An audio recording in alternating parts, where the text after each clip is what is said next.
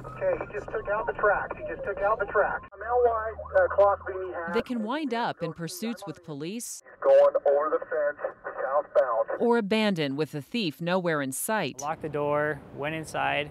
When I came back out at 3, Ryan Cashin I started looking for my car and it wasn't here. and Kennedy Nate had their vehicles I stolen. noticed that the van was missing. I walked downstairs and told my wife, I think the van's been stolen. Let's call the police. Checked with everyone I knew.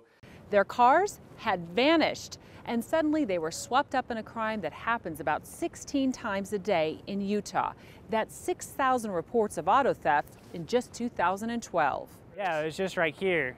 And Frustrated victims find themselves sorting fact from fiction as they scramble to find their cars, and there seems to be several myths surrounding these cases. Myth number 1, police don't do much to get cars back. the officer didn't really seem too interested, just very brief and let me go. He's like, well, if you find it, don't get in it.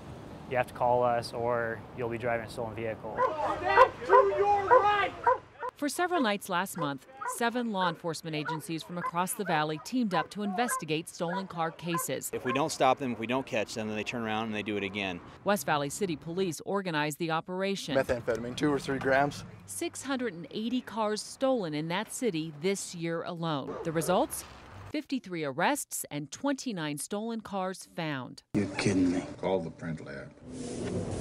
TV crime shows may be to blame for the next myth. Oh, man. I showed up, there wasn't any fingerprint dust on it. We surveyed 13 police departments across Salt Lake County and found most don't collect fingerprints to run them through a fancy database. I've seen this baby take as long as 3 days to make a match. Because any number of people could have touched a car, and that frustrated Cashin when police found his car. The reason the detective told me that they don't is because if someone touches a car, it doesn't necessarily make it so that they're the ones that stole it. And agencies are not flush with specialized auto theft units.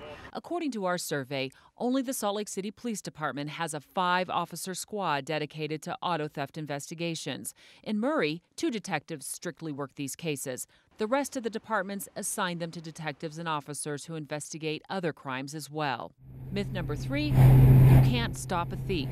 Police say locking your car is a deterrent. And don't leave the keys inside. A spare set of keys were left in the car. They were locked inside the glove box. A 2010 survey of 400 investigations in Baltimore showed thieves use the vehicle's keys to steal a car 85% of the time. This is the McDonald's right here. Nate worked with police to solve his case. Walked in, tried to be calm. He should not have left his laptop in the vehicle, but using the computer's GPS, he was able to catch a customer at a restaurant using it, who in turn led police to his van. I go out every evening and double check and triple check and sometimes quadruple check to make sure all the cars are locked.